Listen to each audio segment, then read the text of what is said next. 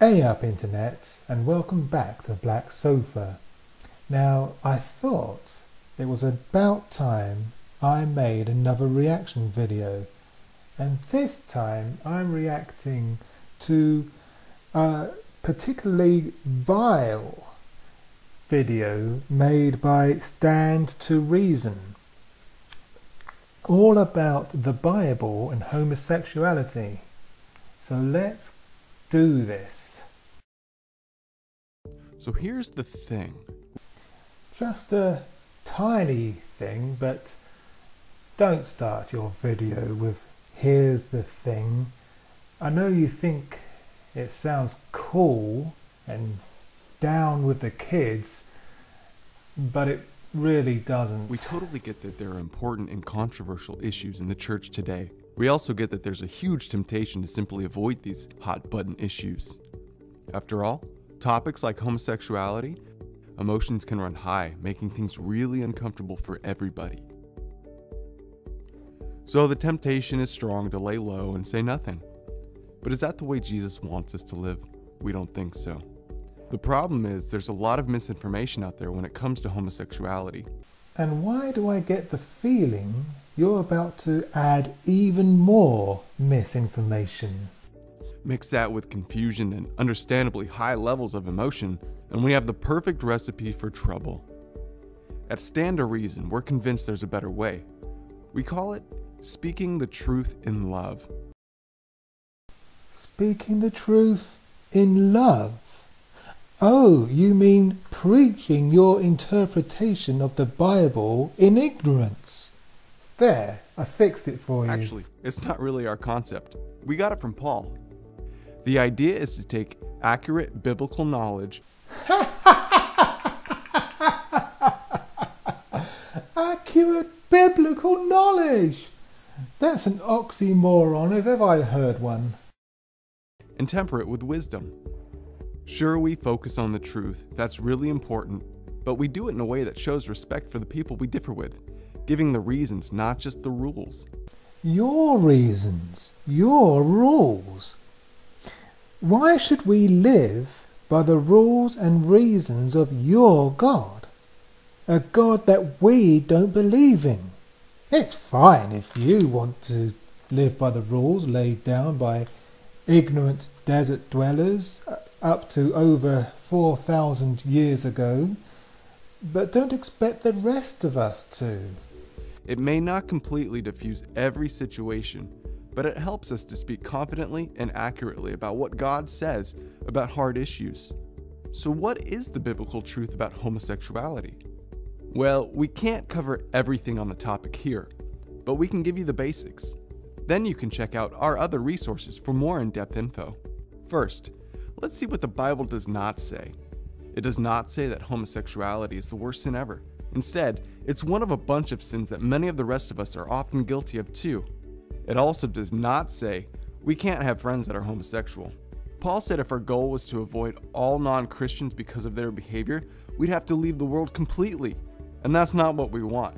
We want to reach the people with Christ's message of love and forgiveness. Now, it's not our job to look down in a judgmental way on non-believers. But I've got a feeling you're going to anyway.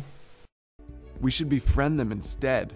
We know from Genesis 1:27 that everyone is made in the image of God. That makes them special to God, and they should be special to us too. Probably the most important thing the Bible does say about homosexuality comes from Jesus himself. I know you've heard that Jesus never said anything on the issue, but that's not completely true. Listen to this. In Matthew 19:4 and 5, Jesus says, "Have you not read that he who created them from the beginning made them male and female? And said, for this reason a man will leave his father and mother and be joined to his wife, and the two will become one flesh." There it is. This is not about homosexuality. It is about divorce. Jesus was answering the Pharisees' question on divorce. Here's the passage in context. Matthew 19, verses 3 following. Some Pharisees came and tried to trap him with this question: should a man be allowed to divorce his wife for any reason? Haven't you read the scriptures? Jesus replied, they record that from the beginning God made them male and female. And he said, this explains why a man leaves his father and mother and is joined to his wife, and the two are united into one. Since they are no longer two but one, let no one separate them, for God has joined them together. Why did Moses say a man could merely write an official letter of divorce and send her away? They asked. Jesus replied, Moses permitted divorce as a concession to your hard-hearted wickedness, but it was not what God had originally intended. And I tell you this, a man who divorces his wife and marries another commits adultery, unless his wife has been unfaithful. Jesus is not talking about homosexuality. He is quoting from Genesis to show that a married couple should not divorce, and the fact that you take this verse out of context to fit your homophobic agenda is very dishonest. Jesus makes it clear that God had a perfect plan from the beginning. He made woman and man to complement each other and to be the right kind of partners for one another, not just sexually. That's what he means by one flesh, but for his whole life long, and to be the right kind of partner that's just right for him. Paul says in 1 Thessalonians 4:3-8 that we should be different from the rest of the crowd, wholly set apart, avoiding sexual immorality. That is, staying away from any kind of sex that distorts God's good plan. The thing that makes homosexuality bad is this. It's only bad because your holy book says that it's bad. But these passages are irrelevant in the 21st century. Again, it's fine if you want to follow these ancient, archaic rules and regulations, but why should the rest of us have to? Same thing that makes any sex outside of marriage bad. It's a way of saying no to the wonderful plan that God had from the start, which is basically the same as saying no to God. Not good, in other words. Saying no to God is only not good in your opinion because you believe God exists, but there is no proof that God exists. Prove that your God exists. Then we'll discuss whether or not saying no to him is good or not. God's original plan is the reason we see passages about homosexuality worded the way they are. For example, think of Leviticus 18:22-23. It says, "You shall not lie with a male as one lies with female. It is an abomination." God says it's wrong to use man for the same kind of sex God gave the woman for. What your God says in your holy book is irrelevant. You have no evidence that he exists, let alone that he inspired the Bible to be written. The Bible is nothing more than a collection of fables, poems, songs, proverbs, and letters written by ignorant, desert-dwelling goat herders up to 4,000 years ago. The rules contained within its pages are not relevant in the 21st century. And even you Christians don't believe that you are bound by the Levitical laws of Moses. So why are you trying to impose them on the rest of us? Again, it's the same as saying no to God. Notice that this verse is grouped with other verses about misuse of God's gift of sex, like adultery and fornication. We find the exact same reasoning in the New Testament too. When Paul speaks against homosexuality in Romans 1, he calls it a degrading passion. Why? Because as he put it, women exchange the natural function for that which is unnatural. But what you fail to understand is that when Paul was speaking about homosexuality about 2,000 years ago,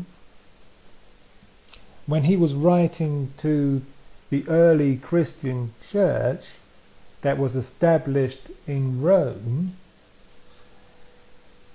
he wasn't talking about homosexuality as we understand it today. In the article from medium.com, there's a quote from Steve Chalk, which says this: "Idolatry, promiscuity and shrine prostitution are what Paul is addressing here in Romans 1, not same-sex relationships between faithful and committed partners." And in the same way, also the men abandon the natural function of the woman and burn in their desire toward one another. Paul's point is that God made man for woman and woman for man sexually. That is why he talks about natural function, not desire. In one sense, we naturally desire lots of things God says we shouldn't be involved in. Homosexuality, along with other sexual sins, is just another way of denying the natural function, the purpose or plan of kind of safe, satisfying sex God purposed for man and for woman, a lifelong marriage. Paul's view, in other words, was the same as Jesus' view. No, it wasn't, as I have already demonstrated. That's why in 1 Corinthians 6, 9 and 10, Paul says that among those who will not inherit the kingdom of God are the sexually immoral and adulterers, the thieves, the swindlers and drunkards, and homosexuals. Men who sleep with other men, all sinful ways of living that are characteristic of a life without God. Then Paul writes something amazing. In verse 11, he reminds us that this is the way we used to be too. That's the way we were. But all that has changed. Now, since we've come to know Jesus, we've been cleansed and made right with God. We've been freed from our slavery to our old dark ways. That's the good news. You seem to be suggesting that homosexuals can just say some magic words and they won't be gay anymore? What about those who have spent hours trying to pray the gay away, but to no avail? Because praying the gay away doesn't work. Because of God's mercy, we don't have to be squeezed into the mold of this world. Instead, as Paul tells us in Romans 12, 1 and 2, we can offer ourselves as living sacrifice to God. We can be transformed to an entirely new way of thinking, one that allows us to live according to the good, pleasing, and perfect will of God. Yes, it's clear from these passages that the Bible does call homosexuality a sin. But there's so much more in God's plan, not just saying no to something bad, but saying yes to something much better. There it is. Knowledge, wisdom, and character. Truth mixed with a message of love and forgiveness and a new way of living. A new way of living. Can you hear yourself? As I've already said,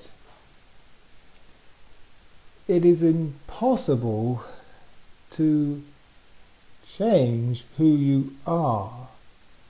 If you're gay, you can't simply change the way you are. You can't pray the gay away. It doesn't work. That's the way we deal with controversial issues that stand to reason. And that's the way we encourage you to deal with them too. Just like Jesus did. Okay, I'm done with these guys. If you've liked this video, then please give it a thumbs up. And if you're new here, then please do subscribe and hit the bell icon so that you never miss another video. And as always, thanks for watching.